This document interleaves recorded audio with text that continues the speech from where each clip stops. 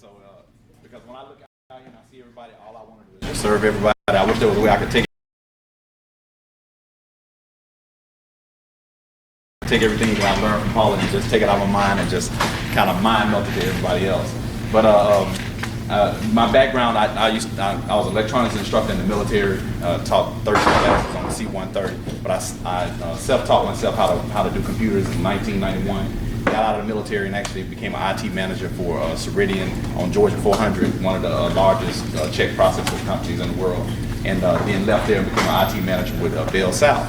Where both experiences, they were real heavy on TQM. Anybody familiar with TQM? It's the total quality management, right? DEMIS. And I thought it was the most fascinating thing I'd ever seen.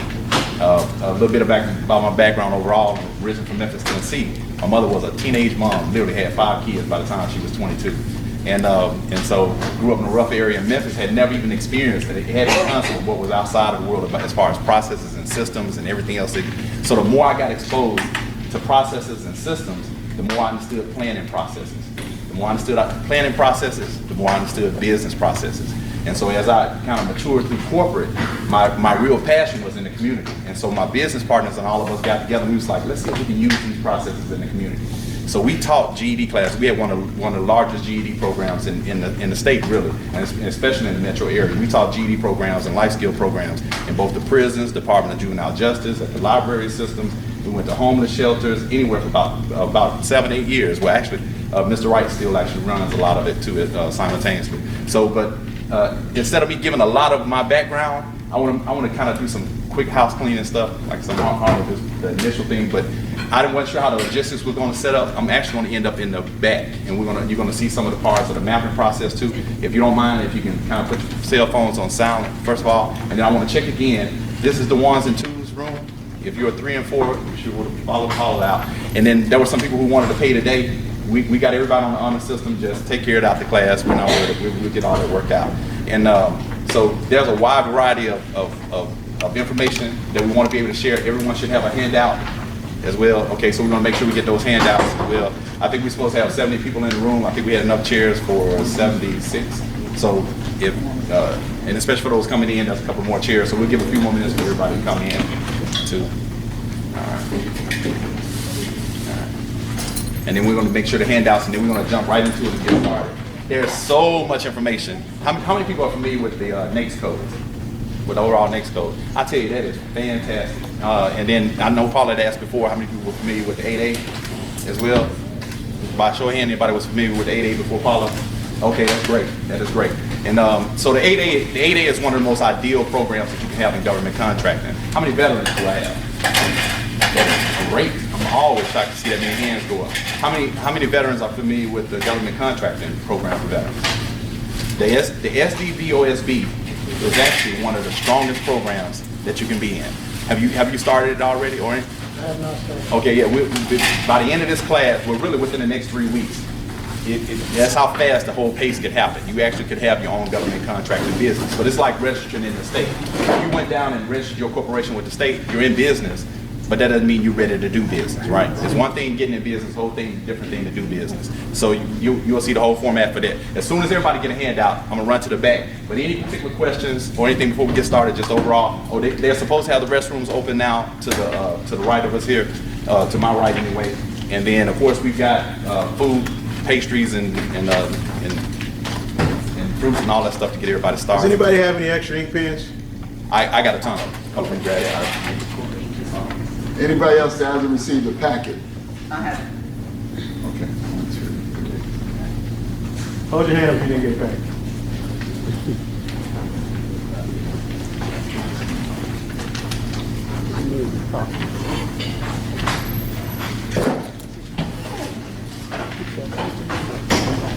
Who needed a pen? Yes, come. Good pen. Anyone else need pens? Everybody's got a pen? Good to go? Yeah. Good. Right, you got this, maybe you got a whole bunch. Appreciate it.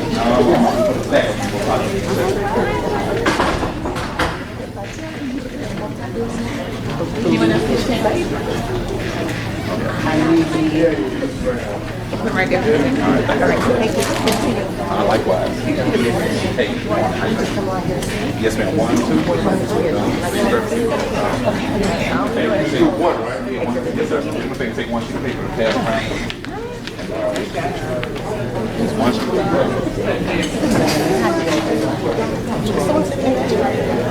He's gonna be down that way. Oh, he's gonna go this way. You know, it doesn't look like it, but that's where they take it. I'm going to take one sheet of paper and pass it around. Oh, he's already got you. Okay, good. Okay. Everybody else? Yes. She's 3 and 4. And the new citizen, it's straight duty. Straight duty. Does everyone have a single sheet of paper too? We got I think let's have just a single sheet. We got okay. All right, we're still getting everybody situated, so we'll give a few more seconds. Okay.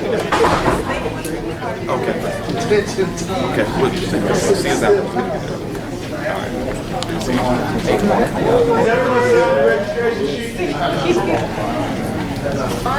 If you're going to be in class, in order for us to get the full amount of our time from 10 to 12, we need you to be in your seats by at least 10 minutes before 10. Because when you come in late, you're distracting people. And I need to get all I need to get that I paid for so I can move forward and be that billionaire that I'm talking to. So this be in place at least 10 minutes before it's time to start so that everyone can get the full knowledge of what we're doing. Even if you're in Sabbath service, if we're not done by 5 till 10, excuse yourselves quietly and get to class. Please. Please. My Thank information you. up there too. Michael Fleming, 678-508-6283. I'll tell you, I'm in a lot of meetings. I prefer text, but call me, leave me a voice number, text me. I try to reply to the text pretty much as soon as I get it. Thank you.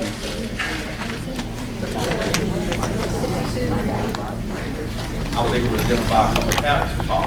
She had a client that was working on a contract, and on average it takes about a month to reply to a contract. And I know eventually within this time period we're going to start going specifically over the contract. In the mapping process, as soon as someone is able to show you the structure, then you're able to deconstruct it and then reconstruct it, right? So I'm not keeping builders. As soon as she showed me the contract, I immediately saw an application in Excel on how to transfer the contract into Excel, and then use Excel as a template to actually write back to the contract. Because at the end of the day, that's how you got to win the contract, right? You got to write it up a particular way, a set way, and everything. And so just in that process that took me 45 minutes, Paula was like, it instantly saved them a week of work. And so the challenge that I have is, and I say this to people all the time, everybody's heard the story of the 3 little pigs. Has anybody ever read the original story? In the original story, in the kids' version, what happens to the pigs? They run to the next house, run to the next house, and then the last pig kind of burns the wolf, and the wolf runs off. That's not the real story. The real story is the wolf eats the first 2 pigs. Oh yeah, the wolf eats the first 2 pigs, and the 3rd pig eats the wolf. So this is my challenge. This is what the challenge is, because I see it all the time. And it ain't just our communities across the board. Even in corporate, they do this. Even in the military, they have a tendency to do it. Not as much. I'm the 3rd pig. Okay. This is the way I see it. The 1st pig is going to do everything off of feelings and wants everything done right now. So straws was the closest thing. Built the house out of straws. I got a house up, looks nice, right? But it ain't strong enough, because every ship has to account for the ocean. In other words, there's always a force stronger than ourselves, right? So that 1st pig didn't account for what? The wolf, right? The wolf was like, hey, I'm hungry. You make it real easy for me to eat. And they'll tell you it's every bit of that, right? The 2nd pig for me did it off emotion. Built it with sticks, figured it was a little bit stronger. They can put up some curtains, make the place look nice. But again, didn't account for the wolf. The 3rd pig was like, look, it's gonna take me a little bit longer. I'm gonna build this thing out of brick. And I know the wolf is out there. I ain't gonna party as fast. I'm gonna find some work-life balance. But I'm not gonna party as fast. I'm gonna build this thing right. I am the 3rd pig. Right? I have people all the time was like, do we have to plan that? Yes, you do. Yes, you do. There's no way around it. Planning is not about perfection. Planning is about preparation. That's what it's about. And so some of the biggest and fastest things, I'm telling you, I'm telling you, if anything is this challenge, I literally want to just give everything I know. So to give you an idea, anyone ever done a business plan? All right, but I'm telling you, before you get out of this class, this is what you're going to know. Every single business plan has an executive summary, company summary, product services, marketing, management, legal, financial, funding, contingency plan, damage control, exit strategy, and your personal life balance. Now that list I just rattled off real quick.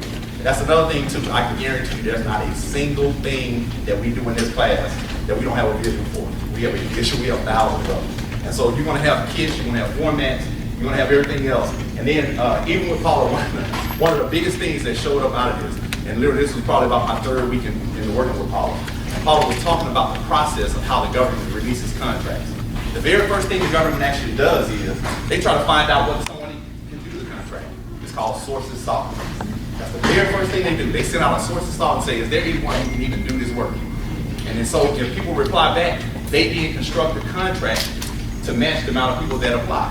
So in other words, if more women apply, they write it as a WOSD, woman-owned small business. They try to make an appeal to women all of a sudden. And then it goes into a pre-solicitation, and then it goes into a solicitation. When Paula showed me that process, again, a natural instinct for all the guys and the people on my team is that what we do is we deconstruct and we reconstruct, right? As soon as she showed me that process, I saw a format, an entire format. So we've taken the picture. The reason why is there's this folder format that we created. And that folder format technically can walk you step by step by step by step through the contracting process. So for every person right now thinking, I'm intentionally telling you right now that that's available. So for the person that's thinking, I just want that, you are the first beat. The first beat. It's the whole thing. I'm telling you, collaboration drives this entire process. Collaboration drives this entire thing. So you got to be willing to look, just like Paula said. At some point, I'm telling you, she mentioned it, but we didn't really emphasize it. Y'all are technically all in the clearinghouse. We had it in the survey. Now imagine this. We all work with and for each other all the time. So we have a process for that. We call it PSPT. I'm going to go back over a lot of this. PSPT stands for primary, secondary, process, team. Every single thing you do in your business, every single thing you do in your business should have a primary person or organization assigned to it, should have a secondary person or organization assigned to it, and your process should be a planned out plan, right? Something that tells you the workflow of what you're doing. For all those with project management, this is a lot of project management principles. I tell people real quick, it ain't like we created this. This is just, it happens to be our version of it. So PSPT, and then of course the team. Here's how it works, right? If a primary and secondary is not available, every team member should know the process. So until you reassign a primary and secondary, someone from the team runs the process. Where does this process exist? No, seriously. Where do we live up under this process? The president, heartbeat stops, vice president swearing in. John F. Kennedy, Johnson. Oh, by the way, to show you how much patterns are identified, just even say that, and at some point, if we get a chance near the end of the class, this is how much patterns are identified in this world and we overlook them. I can tell you right now, if you tell me what year you were born and what part of the country, I can tell you what your parents did for them. And that's no magic trick to it. Data drives all of this. And the migration of work drove how we set things up. And if you were born before 1968, unless your parents were in education, most likely if you were black in the South, then I can already tell you what your parents did for them. Because we did certain jobs, right? They didn't allow us to do too much other stuff. So there's well-defined patterns. And then as California opened up, as Houston opened up, as Detroit started making this shift, as the East Coast started making this shift, as the global economy started making this shift around Nixon's time and everything else. And depending on who the president was when you were born, we had a recession or we had a war. And so both of those things drove those patterns. That's what business is really about. When you start identifying those patterns, you start identifying strategies. And we've got to be able to talk on that level of detail. That's why in your notes we have the NAICS codes. And I was trying to hesitate from even starting talking about them originally because it's so easy to use those NAICS codes to cheat too. The government has broken every single thing that we do down into those NAICS codes. They have always been there. The IRS in 1951, around 1951, they used a thing called the SIC codes. And you would never know I was from Memphis as fast as I talk, so. But the whole thing is they had the SIC codes. And then they switched them over to North American Industry Code System. That's what it is currently. Once NAFTA and all this other stuff came through. But the whole idea is that the IRS said we need some way to tax everybody. So they said, let's start putting anyone that does any kind of work into codes, into an actual category. It has always existed. Always existed. And for those people who go like, we can't do everything. There are companies that do it. There are companies that do all day long. I'm gonna try as hard as I can not to put my politics into this room. But the Koch brothers, y'all heard of them? Yeah. You can be mad at them all day long, but you're wearing their stuff right now. Because you know what they sell? Dye. They sell dye. Look around. When do we not touch dye? Right? They sell dye. They own Georgia Power. They own all the paper products. They own all the chemical products, right? They use petroleum to do what it's supposed to do. By the way, too, this is what I tell people all the time. Smart is not what you are. Smart is what you do. Smart is not what you are. Smart is what you do. So I don't hesitate to give away the secrets. I have a Bloomberg app on my phone right now. I'm so thankful for this dude. They interview millionaires and billionaires all day long. So if you want mentors immediately, you download that app. It's free. CNBC will make you pay, or you got to have the right cable network to do it.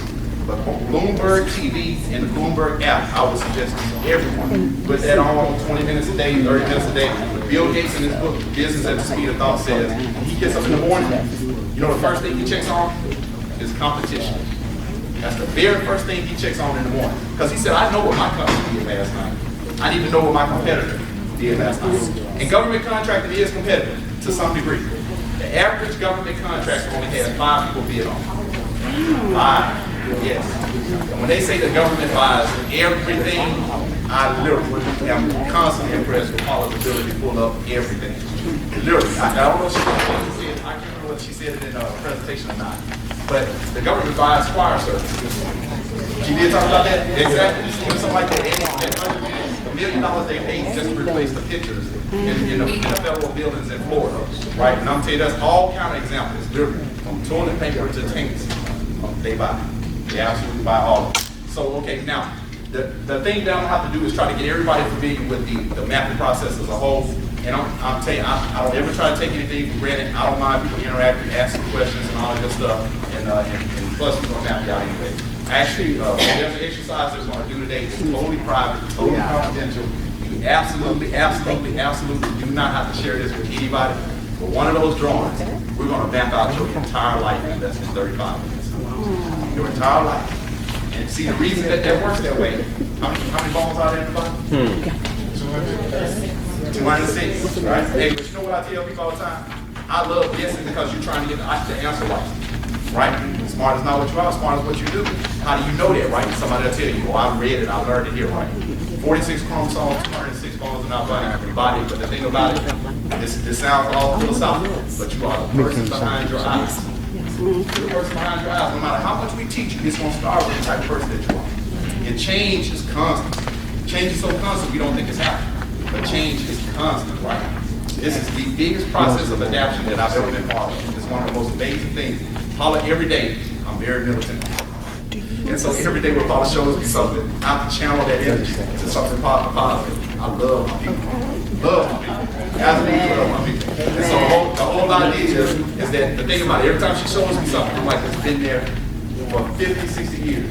Eisenhower was actually a great president for it. He had this. He laid this out. He laid the SBA out in the 50s. So the whole idea, he had some sense. And what did he do when he left out? He said, watch out for the military industrial complex. Most government contracts are based on the Department of Defense. Their structure is what drives everything else that we ultimately end up doing. So there's patterns to this. There's absolute patterns to this. I read that there are 64 government agencies, but I found about 80 of them. So I don't know. We're going to figure out what that great pattern is. Paula, I must have asked the right question one day. She said, oh, those come out of all the congressional committees. I said, oh, you mean you tell me we can follow the whole contract process from the moment they have the discussions inside committees? So I went and researched them. And another little technique too. This is how research works. Magic of Google. If you ever want to get the key points when you're going to be doing a lot of research, because this is just where we meet. But we're going to start sending you a ton of stuff during the week. We're going to try to get videos. I'm saying this is a full-blown production, to be honest with you. There's a lot going on that we're trying to, because Paula's already getting requests literally from California to DC to Detroit to Florida. I mean, literally, there's already people like, hey, what can we do? And so, but the key to your research is this is how it works. If you go online, I don't care what this is, whatever you're curious about, you put in, let's say, I don't know, children's services, right? You put in children's services, Harvard, might as well get it from the vets. and then you put in the last part of it is PPT. What does PPT stand for? PowerPoint. All of Harvard's PowerPoints on children's services will come up. Well, I do the work, but it's already out there. Well, I do the work. And I don't care what the subject is. You got kids, help them with their homework, PPT. PPT, PDFs, slides, all this stuff come right on up. And you know what I love about PowerPoints? They technically clip notes. Yeah. PDFs, you got to read a book. PowerPoint, information right on in. All right. So okay, all right. So we're gonna do our first drawing on the back of the one with the NAICS codes. I'm gonna draw something out, and I said, this is a little different, so we're gonna shift some different now. I think I'm gonna start over here. I tell people in advance, I make no promises. I make no promises on my handwriting, spelling, or drawing. So you can't leave it. I'm not gonna be offended. I got a pocket full of markers because I don't know which one writes. So, okay. All right. But Michael, what do you want the people to do? Michael, what do you want the people to do that didn't get the next codes because we're out of it? We'll try to get some more copies. It's mainly today. Well, let me tell you, don't worry about it, because today, let me tell you what today mainly is about. We got to get you used to the way we're thinking about it. I'm telling you, at some point, we really do want everyone to send their resumes, because it's just amazing to watch what Paula does with the resumes and bios. I'm not kidding. I'm with her a lot. As soon as people hand her a resume and bio, she goes, oh, she takes them right online where the contracts are attached. Can't be. You absolutely cannot be. This is just one of the most mind-blowing things to see. So the NAICS codes, because we definitely want you to research the NAICS codes. And part of the exercise, I didn't want to do it yet, but part of the exercise with NAICS codes, we're going to have you probably kind of circle about 5 of them that you're interested in. We'll talk about that in a second. But do me a favor, on the back of the NAICS codes, if you can see this okay, I want you to draw that drawing. Use a darker marker. Use a dark? Okay, we'll do that. And actually, I'll tell you what, I'm going to do it on both sides. That's better. All right. Nothing else on the back. Yep, you can draw it as big as you can. Oh, I see what y'all saying. You know what? I realize now, y'all saying that you don't have the NAICS code. You can do it on the back of the sheet, except for the blank paper. Keep the blank. That's an exercise we're going to do with the blank paper. So you can do it on the back of any sheet. Does anyone have any idea what this is? It is. It's a lamp. Let me tell you, we have 285 goes through 4 counties. And the inside is 63 miles long. On the outside is 66 miles long. Right? If a highway ends in 3 numbers, what does it do? Circle. A highway ends in an even number, what does it do? East and west. East and west. If a highway ends in an odd number, North and south. So look, this is what's interesting, because Paula loves Georgia. One of the reasons she came down here, she said, because anywhere there's a lot of military bases, there are contracts. And we got 5 of them. We got 5 of them just in this state alone, and we have a CDC. And then we have a unique infrastructure, right? So we got 20. Well, let me get north, south, east, and west. We got 75, 85, 85, 75, 85, 85. Down here in the split, airport, right? World's busiest airport. We don't have the biggest, but we got the world's busiest. 85, 85. This is downtown. This is Cobb. This is Fulton in the middle. Half. And Clayton. The airport is actually in Clayton.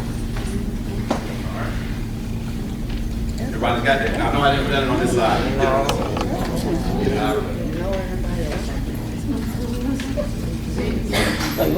Yep, go over.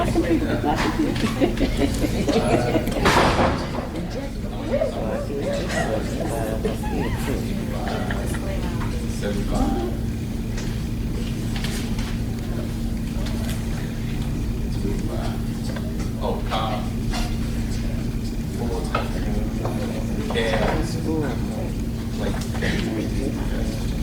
Here's the thing. You get on Highway 20, drive west until we can't drive anymore.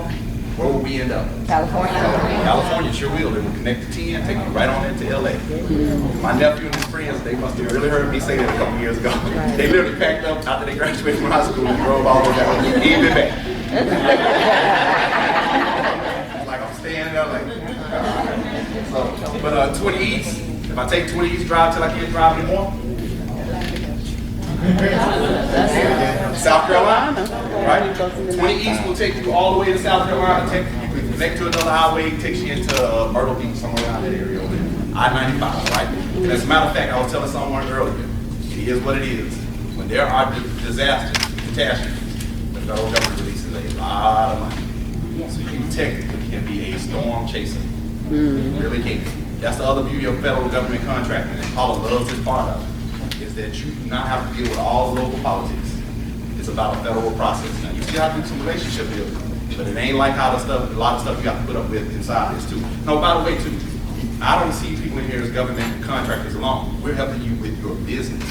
We're expecting the government contractor to be a portfolio, part of your portfolio of business. So you can't talk to us about what your business ideas and concepts are enough. It's not just about government contractors. You practices work all across the board. All right, 75 North. I take 75 North, drive until I can't drive anymore. Detroit. Exactly. It will take you to Detroit. You can cross over the bridge and go right on into Canada. Sure can. All right, 75 South. I take it until I can't drive anymore. Where will I end up? You know what? It goes toward the Gulf of Mexico, goes down the line, hit the Keys, and then crosses across. Somebody told me Alligator Junction. Alligator Junction ends up in Miami. Right? 75. 85 North. Drive until I can't drive anymore. I'm a North Carolina focus. Yep, you keep driving, it breaks off into something else, will take you to New York, take you to Canada. Right? It heads toward I-95. Okay, 85 South, I drive until I can't drive anymore. Alabama takes you toward Panama City, right? Alright, 285, like I said, 63 miles on the inside, 66 miles on the outside. I read it somewhere, I don't know. I'm pretty sure that's what it is. You know, they change it every day, right? Okay, and then 4 counties, Cobb, Fulton, DeKalb, Clay. Now, it's not just about this particular exercise. By the way, Atlanta has 9 million people. The average zip code has 27,000 people, and 51% females. Males outnumber females until we get about 25. We do stupid stuff and die. Right? So no, but I'm telling you, numbers are important. Data tells you a lot. Those forms that everybody filled out, I tell you, I'd love to have just a whole class on data. You go to a gas station and you put in your zip code, they tell you that's for protection, right? You know, there are reports that show what they're doing is monitoring how far you drive. See, so again, you have to understand what data tells people about us, right? I don't have to guess about you if you told me. So that's the whole thing. So data drives everything. So now, airport, right? We got the world's busiest airport, we got MARTA and all this other stuff connected to it. Anybody see the report where we originally got MARTA from? Who do we steal MARTA from? We stole it from Seattle. Seattle actually had the federal funding allocated to it. They didn't want it. We said we'll take it. And that's how that whole thing started. Maynard Jackson, my mom used to work for him. Awesome. Right? Made that thing happen. Back then it was hard to pull off.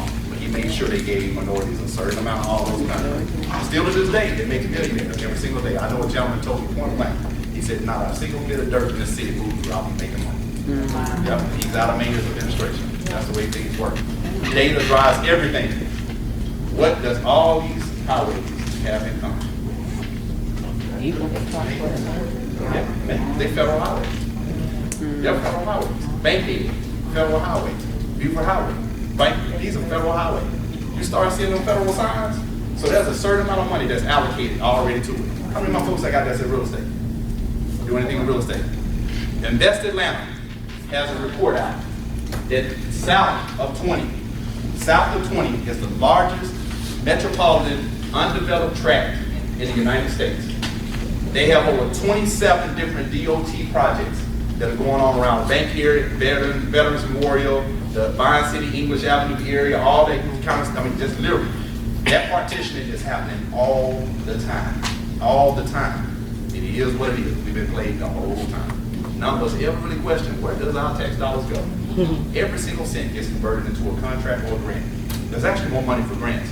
And we're meeting with grant specialists now to try to figure out what the total processing is.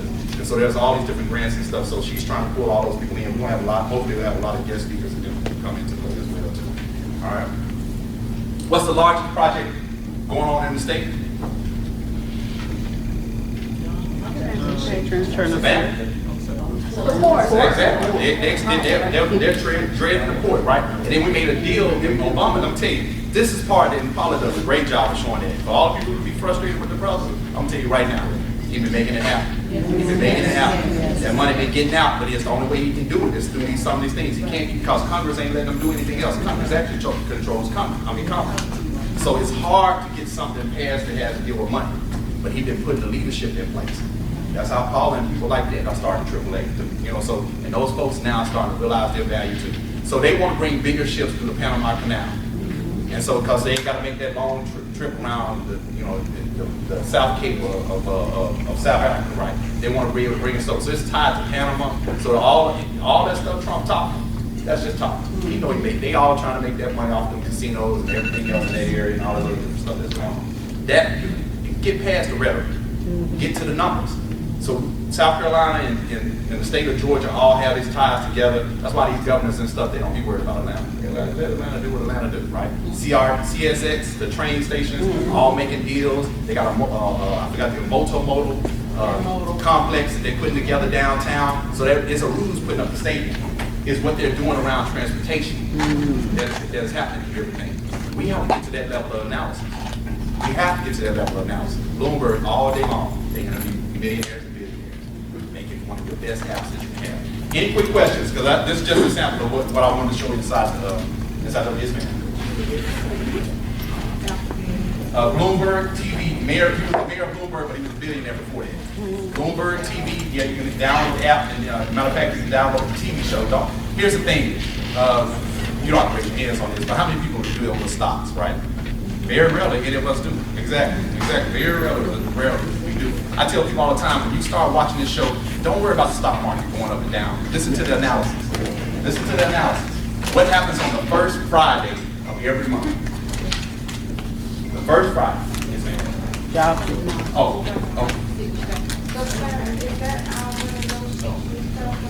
it's coming up the next one. And we'll try to, and if you don't have the copies, we'll try to get some more copies too. And the first Friday of every month, they release the labor statistics. All month long, quarters and everything else. It tells the stock market how to react. One of the biggest things they're waiting on right now is the Fed to raise the interest rates, right? The Fed is like, there's no real inflation, so there's no reason to raise interest rates. My theory is Dollar Tree and the dollar stores are holding it. Because it's kind of hard to raise a price when the store is still saying no matter what the company raises the price to, the product is still $1. Right? So there's all, and take a good theory and a good assumption. That whole thing of an assumption makes out of you and me, that's a bad thought. Good assumptions make great decisions. You assume your car is still in the parking lot. That's what I'm talking about. That is a calculated process. Again, planning is not about perfection, it's about preparation. And so that's what it's about. We prepare for things, When I was younger, my grandmother would say, honey, you can't plan for everything. While she was planning for a 4th of July party, right? We get intimidated and fearful when we have to plan our own lives. When we have to take that hard look and say, this is what I really want, and admit it to yourself, and then people watch you make the bumps and fail along the way. Get back up, don't worry about it. I'm telling you, you'll be amazed what you'll discover about your product, about yourself. So we're gonna work through that interview in just a second too. And honestly, I'll tell you, I literally, I meant what I said. I wish I could just be out of everything. So I gotta be conscious of the time, keep on time. So otherwise, I'll talk right through it. All right. So I'll tell you what, because I don't want to miss this particular exercise, I'm gonna skip directly to the life. This is called the life map, by the way. We call it exercise. So do me a favor and turn to this page right here. We've done these all over the place. So has anyone seen this drawing before? Okay. And look, here's the thing too. We are constantly in a train-the-trainer mode. Can't do this. That PSPT is not some passing thing. We are committed to that PSPT. That is why Mr. Wright and Thaddeus and all of us are now, and there's other people, believe it or not, that's in the room too, that's going to be working in conjunction with us too. And so that PSPT we live by constantly. Now, I'm former Air Force, he's former Navy. Everybody has some kind of version of it, so it may be just ingrained of it anyway. But this is the sheet, and again, this is not directly connected to what it is because it's all about you. But this is your life map. And I'm gonna try to go through it in about 35 minutes. I hope you're looking on I got 35 minutes. Yeah, good. And this exercise actually started off as a business plan. Those arcing circles were the executive summary, company summary, product services, marketing management, legal, financial. financial funding, didn't plan damage control. It was all those components. And I promise you, you will know it. You will know it. Because every single meeting you have in your business changes your business plan. A business plan is not a document. It is a living process in your business. So if you had, which I met a gentleman, he had someone do his business plan. I was like, hey, that's great. As long as they talk to you about planning. I used to do business plans for people to be mad. Nice business plan, and knew they weren't going to implement a single bit of it. So I actually, but I'm saying I'm the type of person that I don't blame the student. You know, I got to figure out how to adjust. And that's where this mapping process actually came from. Once I realized they didn't understand planning processes, which makes me even think about it. If you want to sound brilliant, I'm going to do this last little piece and then we're going to do the exercise. If you want to sound brilliant, there are 4 things to making yourself sound just like, you know exactly what you want to do. I call it TSRC. TSRC. Time, space, relationship, cost. Time, space, you can use this on your job. I tell you, everything, we all are constantly talking through patterns. And it may have merged from how much I used to watch Bloomberg, because I just started hearing this pattern. Time, space, relationship, and cost. And I promise you, I did not practice this in advance. The time is learn to talk in quarters. Learn to talk in quarters. If I say third quarter 2016, it already sounds like I'm about to say something important. Because I already put forethought into it, right? I already put some forethought into it. So, all right, third quarter 2016, right? So that puts me what, June, July, July, August, September. I know what's going on. But okay, puts you third quarter 2016. Space is geography, geographic, right? So if I say third quarter 2016 in Clayton County, I'm now giving you a space, specific place, right? The R is relationship, is demographic. So if I say third quarter 2016 in Clayton County, we're going to do programs with all veterans between the ages of 20 and 35, right? TSR. I got a component. We're going to do a specific government component program. The last thing is you've got to know your numbers. Every single thing you do in a business has a number equated to it, so that's what it costs you. So third quarter, Clayton County, veterans, and we're going to spend $750,000 to run the program. Sound like I really put something together, right? TSRC, time, space, relationship, and cost. Learn to talk in those elements. I'm saying it's very consistent. So when you start watching Bloomberg, if you ain't caught up in the stock stuff, just listen to their analysis, and I guarantee you they're going to touch on all those elements, all around the globe. They're going to be talking about, these numbers came out, it impacted this region, this is going to happen. Trust me, everything they make money off of, they short stuff, right? When things ain't going right, they say it ain't going to go right. They make money when it goes wrong. They got a product for every single thing they do. The banks don't play. The banks don't, they're going to get theirs. They're going to make sure they. Remember, they got bonuses after they gave them a bill. TSRC. All right, so now, I know we had a couple people come in. Everybody's got the light map. Okay. And the disclaimer, again, the primary disclaimer, this is private, personal, confidential. You can write the instructions, answer it later if you need one. Okay. Mr. Wright's going to help me out. Or better yet, I need to hold on to my extra back here. Mr. Wright, I need a couple of them in front too. So we can pass one this way. Okay, but if we don't need one, I got it. Okay. All right. United States population. Anybody? What's the United States current population? 320. Why do I know that? I checked last night. Smart as what y'all, smart as what you do. All right. World population? 6 billion. 7.2 billion. I checked last night. Once again, checked last night. So in the left, you got the U.S. population. On the right, you got the world population. Throughout the drawing, that's you. The universe does rotate around, but we need each other. Now I know how to tell each other. Yes, so what did you say those things? In the top left, that's a draw. Should be a drawing of the United States. And some of them they're probably a little faint. Go ahead and put the 320 million. 322. 320. 320 million. And 320 And then the world population is 7 billion, 7.2 billion. China by itself has over 1.4 billion people. They have a 100-year plan for the entire country. Imagine it. Most of us can't think of 100 days for ourselves, right?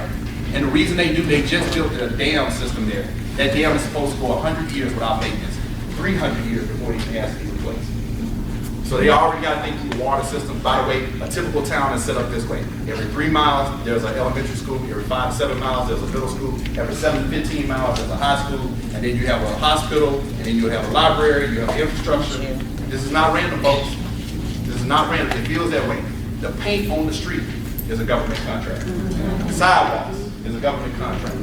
Anywhere the public transport, I'm telling you, is out of local, federal, state, something. It's one of those, right?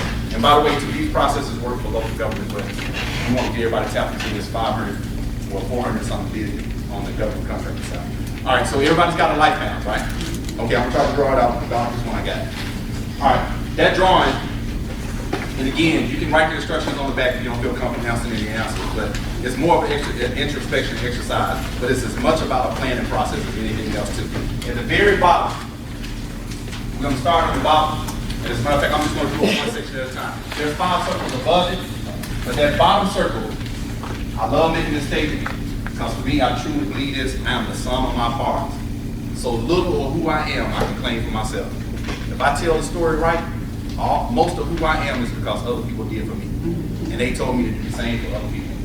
My grandmother was a cafeteria worker. She fed everybody in the community. If that food was left over, she brought that thing home, somebody needed it in the community, she fed everybody else. She made it real simple. Every chance you get, share. You say all the time, but every chance you get, share. I'm the sum of my parts, good or bad, happy or sad. That is what this bottom circle represents. It is the extension beyond us on one side, that very bottom circle. You can either put their names or you can just put the letters, mother and father. Or you just want to do it on the back. What do you say? But yeah, you can put their names.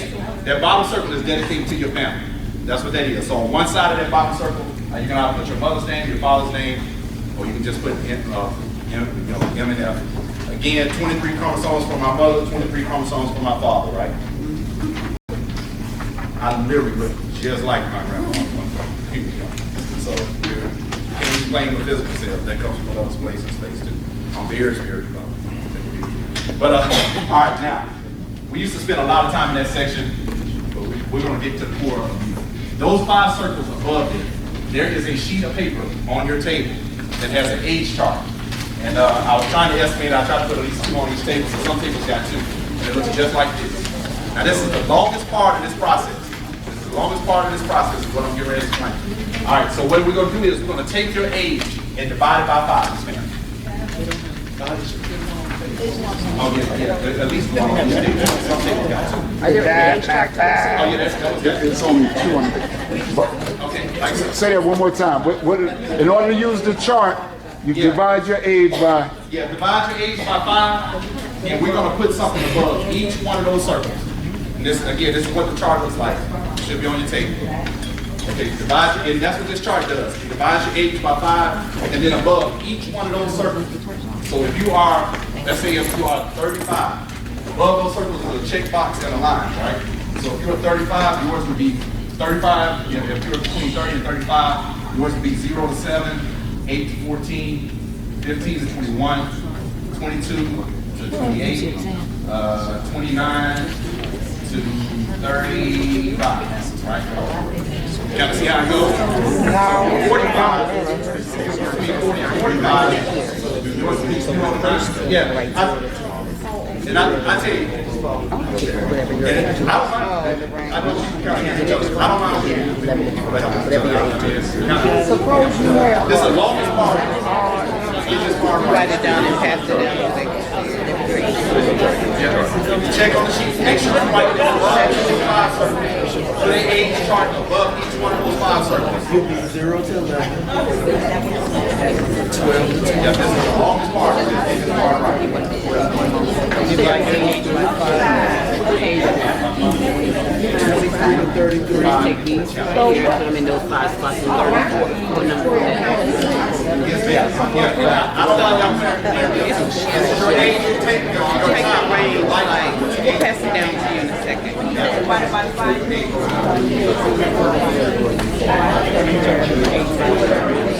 Range, like so. If you're here, 0 to 11. Yeah.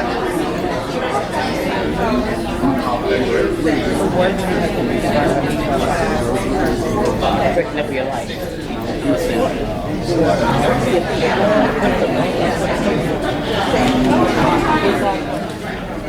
You don't have to rush this part because this is crucial that you get this part right. So if you need help, I don't mind coming around and just right here.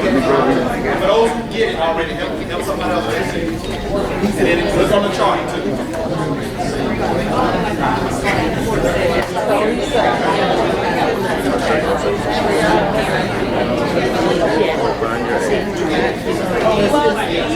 On the chart, you got ready. I thought too, I would have put my phone out here.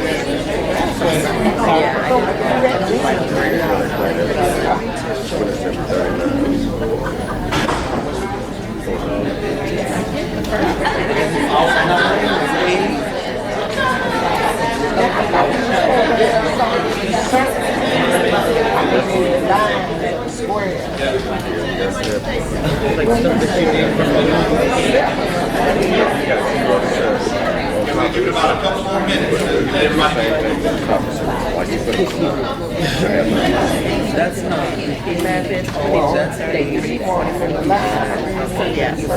So it's like information.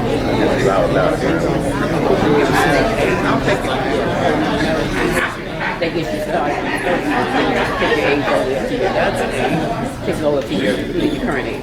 Everybody else? See all of them clarity on this except for the first one. We good?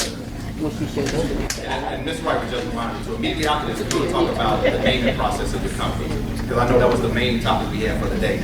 Because that's not as simple. There's a simplified way to do it. We'll talk about the application size too. And but it's important, and I pretty much got the lesson from Paula. So we just make sure we sync up with the way she kind of views how each person should name the company. And we'll kind of finish out when we talk about that too. And that'll be everybody's homework assignment, I guess. We're going to send you a bunch of stuff. So make sure we get your email address in. Everything too. All right. Is everybody happy? Okay, I got a weird question. How many times have you been around the sun?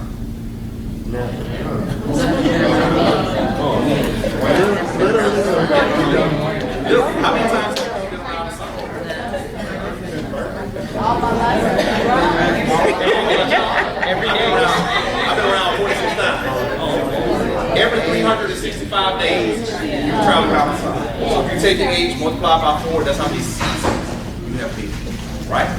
So there's these stages of change that we constantly are going through. Remember I told you, it affects everything, right? The climate, the changes, and literally.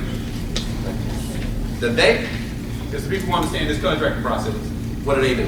They know how to follow that pattern, that trail. I'm telling you, we got to learn how to follow that pattern, that trail, right? So that's what these 5 circles represent. They're the 5 chapters of your life.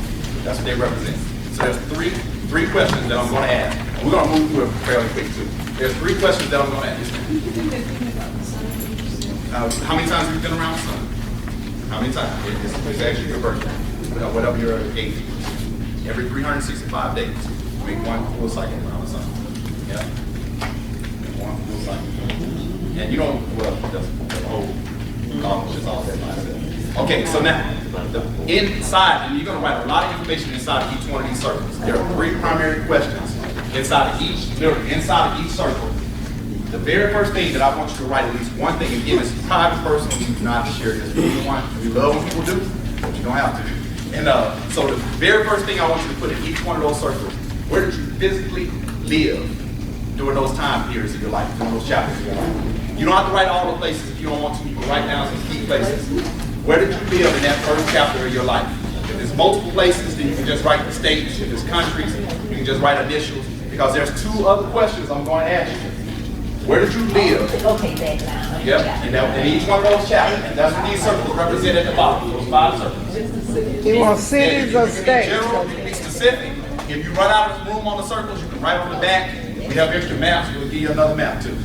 Where did you live during those time periods of your life? State, yeah, you can do city, state, you can be as general. I actually give very general instructions on this. I've had people literally in the midst of me doing this come up with some great ways to use this map. I'm like, hey, bring it on. Yeah. What this is doing, it's easier to remember physical locations. So what I got you doing is I got you turning on some lights. Got you turning on some lights. All right. Where you physically live. Yes, sir. So I got a question for you. So if you're in the military, does that mean? Yeah, see, that, I do that. Some people, like their parents, military brats, yeah, or you yourself, you can do countries. Just, the other two questions are really the most important. Okay. That first one is just to get you thinking about the physical place. You can do it either way. Yeah, it's up to you. Whether you want to be specific about the city, the town, or, you know. That's good. And she was saying at the beginning there's one place, at the end of it is another. You can do it that way. I've had people split the circles in half, and then they'll do something on both sides, you know, what they've done during that time period. I went to 2 elementary schools, 3 middle schools, 3 high schools.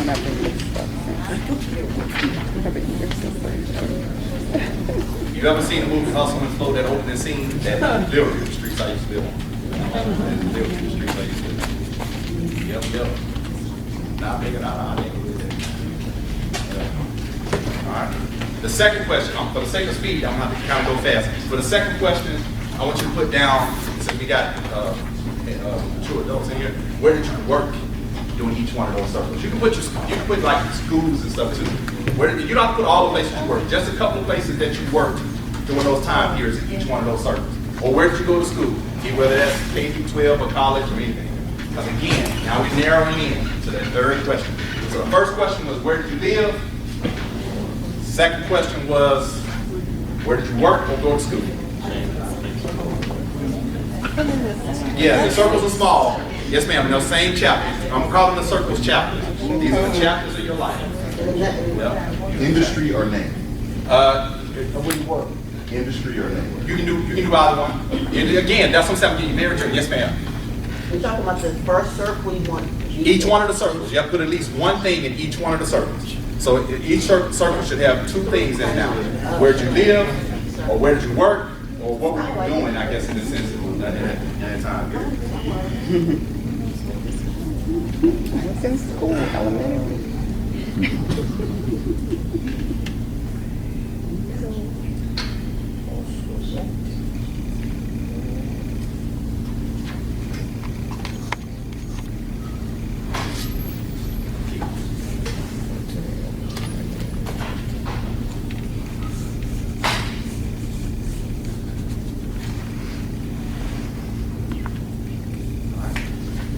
Again, for the sake of time, I'm going to have to speed up a little bit.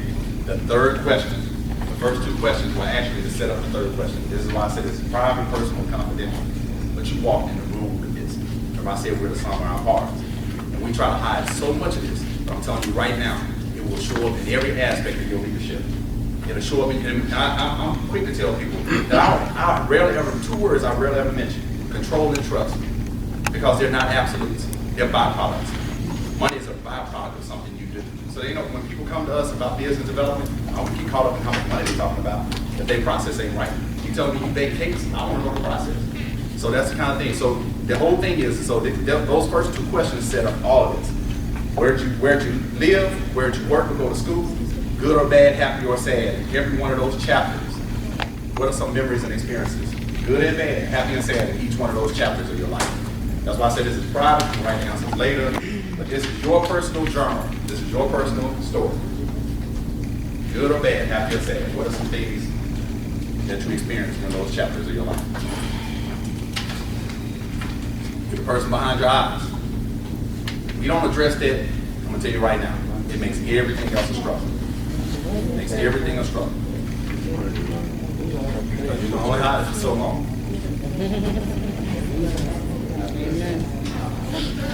Good or bad, happy or sad, what are some memories and experiences from those time periods in your life? That's why I say you do not have to share it. You know how they say you can change the names to protect the innocent? You can write the instructions down and write it down later.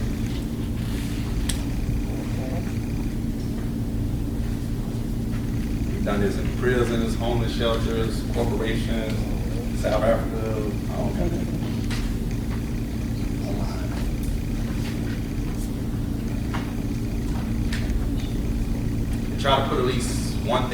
chapter. You can put as many as you want. It's your map. This is your 75s and 85s and 285s. Side roads.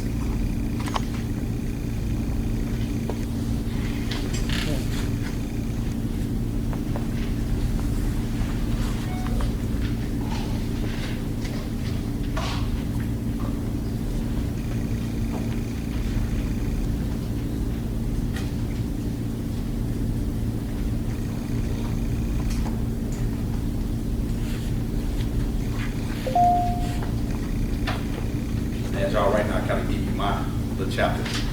Not only did I grow up in this bad neighborhood, my mom would not claim this at all. She thinks the opposite happened. I have no idea what the first 10 years of my life looks like without alcohol in the house or weed in the house. Wow. I tell you, we're the summer our bars. The summer our bars. Yes. My grandmother's sister was the bootleg lady. Her sons were weed guys, and we ran their weed. Oh, man.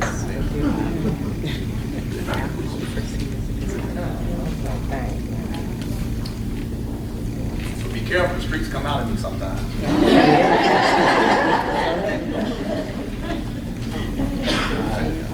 All right, now we're going to the middle section. There are 168 hours in a week, 24 hours in a day, 1,440 minutes in a day. There are 86,400 seconds in a day. That middle section, that circle right there in the middle, I want you to write at the top of that circle, 86,400 seconds. 86,400. And then I'm going to ask you one question. And I want you to write every single answer that came to mind when I asked you this in that circle. Again, this is private, personal, confidential. You can still keep filling out the other sections too, the past sections. So all the other circles should still be blank. Here's the question, one question. And we do these in high schools, and I'm saying it takes 15 minutes to calm everybody down.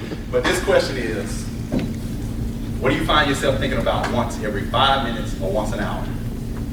I want you to write all the answers to that question. Yeah, I see the smiles already.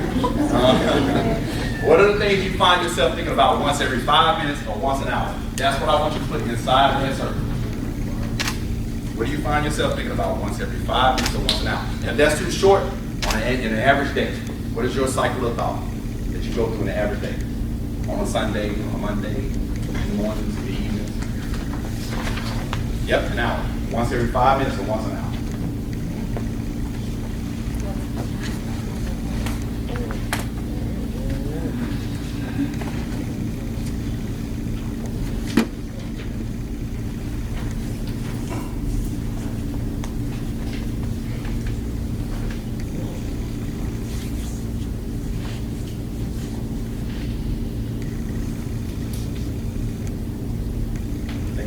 So far we got mother and father, where you live, work, your life experiences. Now we got the things you think about once every 5 minutes and once an hour.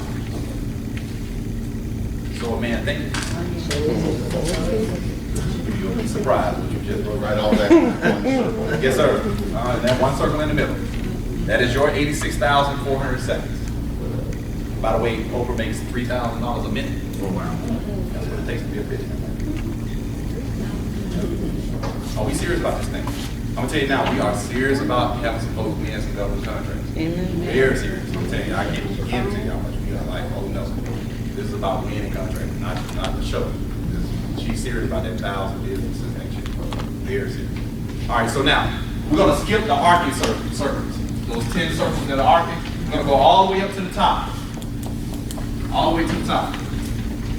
Currently, as we speak, and do me a favor, you can split that very top circle in half. It can be vertical or horizontal, doesn't matter. The circle at the very top, not the arcing circles. Split that circle in half. As we speak, a billionaire named Richard Branson is trying to open up space flight. They actually were supposed to start and they had a setback last year, but they already got celebrities and people paying for it. $200,000 to be able to fly out of space for about 3 hours, 4 hours and come back down, right? But what you may not know is, countries are now battling over space for the moon to take. They want you to the moon. I'm going. I gotta go. I want to go. Everybody go. But, and so in the next 30 years, I'm gonna say it now. I'll tell you how I said it. the thing about it is, the future, the horizon for the future, they're serious about Mars. What just happened last week on Mars? Right? On the moon, the water is there, but it's frozen. So literally, there are countries, some guy in Vegas is selling space on the moon. Go figure, right? They're very serious. And they're serious about it in the ocean, right? And so there's a whole pattern of things that are starting to happen. They think aging is actually a disease. So science is literally thinking that they can reverse the process of aging. That's how serious they're getting about all of this stuff. You can act like the sci-fi all day long. They spend billions of dollars, billions in the federal government gives grants out for all this kind of stuff. All of it. They give out. So here's the thing. By splitting that future in half, one half of that future circle, I want you to put all the things that you want to accomplish in your lifetime. Things you want to accomplish in your lifetime, your bucket list. And one half of that circle, things you want to accomplish in your lifetime. And I'm about to speed up. I'm running a little bit behind, so I'm going to speed up here in a second. One half of that circle, because just like everything else, it has a contrast. It constantly has a contrast. That's why there are very few absolutes. It's so easy to tell somebody you are always, or we always, I'm telling you, very few absolutes. And trust is definitely one of those. Learn to measure trust. When I first met Paula, she was like, well, I gotta have this and I gotta have that, and then every other word was trust. I said, can you measure that for me? How much percentage you okay with? Because we never get 100% of anything, right? So you gotta learn how to measure those percentages in what you do. And you gotta learn those contrasts. So that's the same thing. What's your lifetime goals? What are the things you want to accomplish in your lifetime?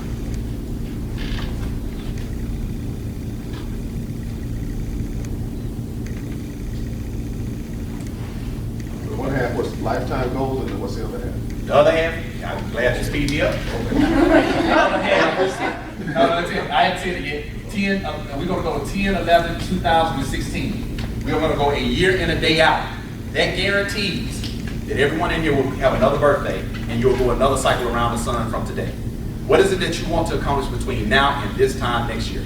So between now and we just started fall, right? Between now and this coming up winter. Next spring, between now and the next birthday, between now and another season, some particular market. What do you want to accomplish between now and this time next year? Just one thing? Or?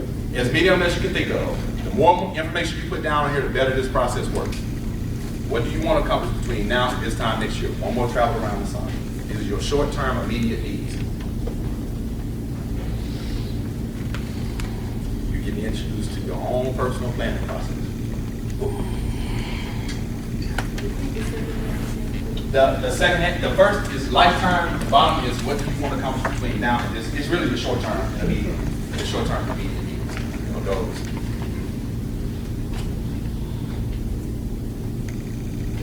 Remember that TSRC, right? What's your own TSRC? What you want by the third quarter next year, fourth quarter next year. Dare to dream, dare to dream, dare to dream. We are dream champions. I'm telling you, we are not intimidated by anybody's dream. We can't dream big enough for us. I'm gonna say this is I'll get a little bit with this, but there's this odd science thing that they say whenever you have more than 33 people in a room, at least 2 people in the room have the same birthday. And we've tried it everywhere too. It works. And I know it's easy, but it is working every single place. It shouldn't work, but so anytime I see crowds, I'm like, all right, so far, family history is what that's symbolic of. Your story, your chapter. If you ever want to write your story about your life, you kind of have an outline of it. Your thoughts, you'll be surprised what that tells you about. And then your lifetime, and then immediate goals and needs. We now are going to go to the 5 circles to the left. The 5 circles to the left. So those 5 circles to the left. You got all 10 of them empty, but we're going to start off to the left. These 5 circles are going to be dedicated to your goals. Right? That one on the first one to the left, I'm sorry if you're on this side. That first one to the left, what I want you to do is go to your future circle, out of your lifetime or immediate goals. You can pick either one. What would you say is your number 1 goal that you would like to accomplish out of your lifetime circle? It can be, out of the future circle. Out of that future circle, if you had to pick one of the things you just wrote down, what would be the number 1 thing that you would like to have or do? That's what I want you to put. So in that first circle to the left. First circle at the bottom left. You should have now 10 circles that are empty. That is your game plan A. In business, you better have a whole alphabet and make some double A's. Yes, ma'am. This is from your short-term goals or your life? It can be for either one. It can be from either one. That's your number one goal. If you had to pick something, the primary thing that you would like to accomplish or do or have or address or think about, right? That's your number one. Then I want you to do number 2, 3, 4, 5. If you don't have 5, I tell people try to at least always have 3.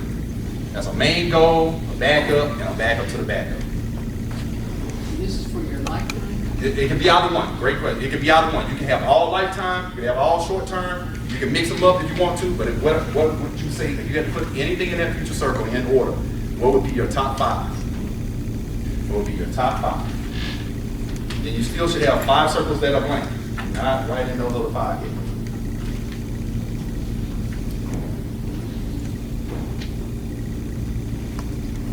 This is part of our executive coaching process. There's no way around it. Paula said earlier, y'all are CEOs.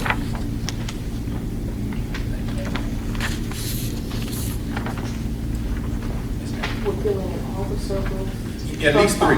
If you can't think of 5, try to do at least 3.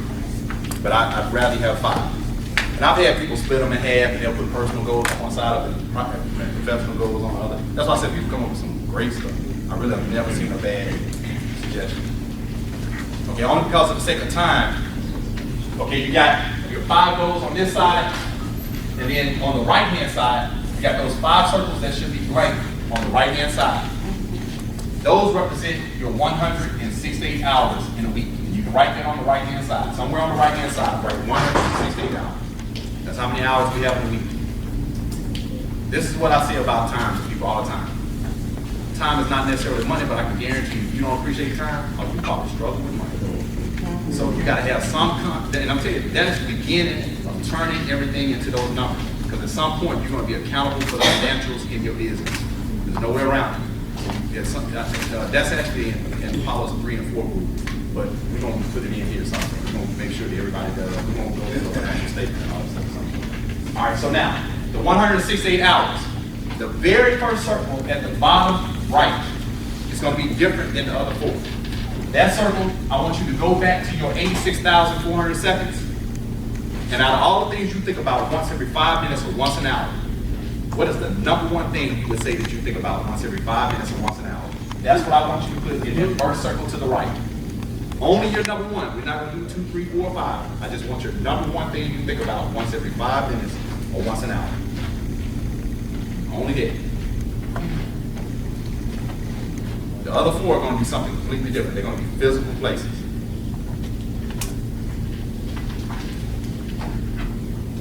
Number one thing you think about once every 5 minutes or once an hour.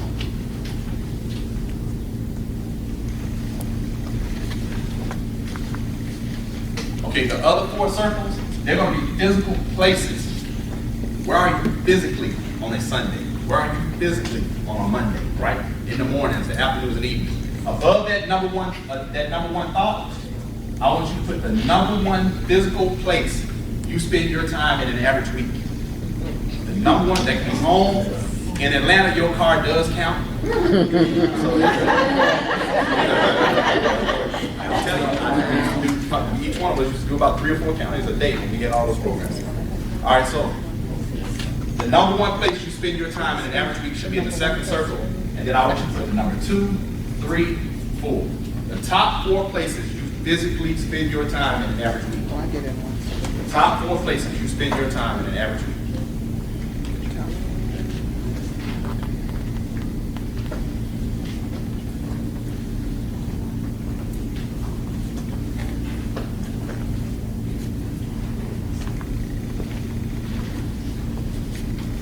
You sit there thinking, what does this got to do with government contract? You are most likely the first pig. I'm going to tell you right now, this is all about planning processes. As much as it is a personal exercise, I'm telling you, it's about how we segment things. And there's a quick exercise that can give you an idea, because if I did nothing else with this drawing right now, you literally could take me on a journey and through your entire life and literally through your mind if you wanted to. So I do this quick exercise with folks, and I tell them this. I said, think about somebody that you loved in your life. I mean, just really, really loved at some point. You might love them now. All right? Got the image in your head? Now, think about somebody you've been really mad at, upset, just frustrated, just angry, better, just all of them, right? Let me tell you, I'm about to say the same person.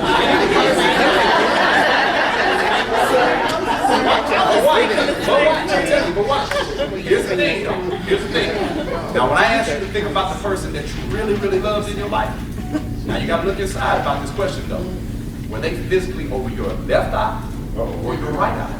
When I asked you about the person you were mad at, were they over your left eye or right eye? Or were they in the front and back? You visually see that person somewhere in your mind, right? You have a presence. Now, I'm taking very strong emotion to prove that point. I'm telling you, you've been doing that to me the whole time I've been talking. Your mind is going, I'm gonna put that here, I'm gonna put that there, I'm gonna put this here, I'm gonna put that there. That's what happens in business all day long. That segmenting is actually what you just did. All we did was frame out the way you think. Remember I said from the very beginning, you're the person behind your eyes. You have to be able to see that framework. Because I'm telling you, your leadership is definitely going to emerge from this. Your management style is definitely going to emerge from this. And it may be the difference between being $1 million company and being $100 billion company. It may be that slight. So there's a lot of introspection. There's a lot of introspection that has to happen. So what's the left eye and the right eye? Well, you know what? It actually doesn't seem to follow a pattern though. But people usually have two different spaces. She asked what is the left eye and right eye. But the brain, you know, the left brain, right brain. We got some sociologists and psychologists probably can break all that down for you real quick. I'm not sure about that. So I got to do some more homework. but I know that element breaks through. My niece was struggling with something one day, and I thought I saw her thinking about things that way. And I said it to her. She's like, that's right. And I was like, okay, great. I'm in class. So just stuff. But so no, I know that segment is taking place. There's two more things we want to do on the map. Two more things, and we intentionally left it off. Oh, by the way, before I forget, all your goals, each one of those goals, do me a favor and put a date or year next to when you want that goal accomplished by. If it's something every day, write every day. That's on the left-hand side. On each one of those goals. Because here's the thing, it's one thing to have a goal, but you got to give it a marker, right? I want to go to marker 900. You know, I'm not just going to California. Where exactly in California? California.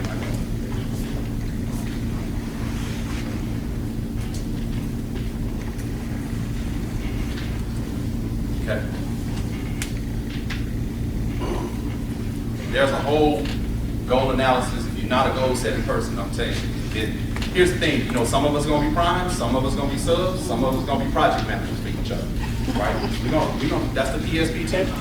We don't get caught up. In all the years all of us have been doing business with each other, we've never argued with each other because we mapped out the process before the money came in. The only thing we even got close to even arguing over money, we were trying to decide which company's account, all of us had our own separate company, which company put the money in because that person probably had to pay the most taxes at the end. So it was that kind of thing. So, but even at that, we were mapping that kind of process out. So there's two things I want you to add. In the bottom left-hand corner, I want you to add a circle. In the bottom left-hand corner, I want you to add a circle. And above that circle, I want you to write the word support.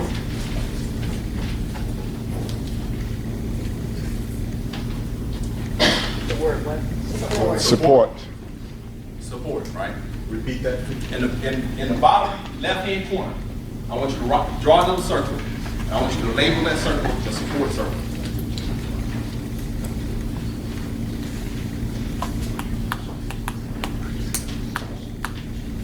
And in that circle, I want you to write the names or initials of the people that are in your support circle. What are the names and initials of the people that's in your support circle? I'm telling you, Mr. Wright, the GPI team, you can't make that circle big enough. You want to be in it 24/7. 24/7.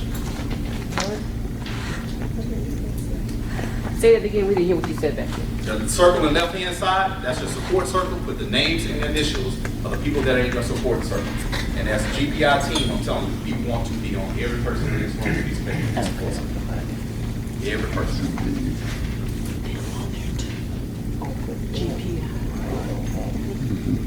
This is succeed or bust. Ain't nothing else. We going. Manifest destiny. Oh yeah. Now that we know what a gold rush is, we going. We're gonna do it right. We're gonna take care of it. All right. On the left-hand side, on the right-hand side, I want you to draw another circle. This is the last instruction, and I want you to write the word alone above. A-L-O-N-E. Alone. In the word alone is the word one. It is a real place, a real space. It is real. And it can be a dark place, or it can be a light place. It really can. That alone circle, sometimes we use it as a refuge, sometimes we use it as a retreat, and sometimes we just totally disconnect. So in that alone circle for me, I read, I write, I pray, I research, right? Those are the things that when something on my map is changing, I go to that alone circle and try to figure out what I need to do next. My PSPT is changing, my TSRC is changing, right? There's a bunch of other processes. And so all those things are changing. What do you do in your alone time that makes you that strengthens you and renews you? That's what I want you to put in that list, because we're going to learn how to share that list with each other. What do you do that makes you stronger and gets you renewed and restored? If you feel like you don't have a list, borrow mine. You should know we ain't gonna have you do all this writing without a test. Oh yeah, that's a test. There's a test. There's a test. You're gonna find your leadership style. Real quick.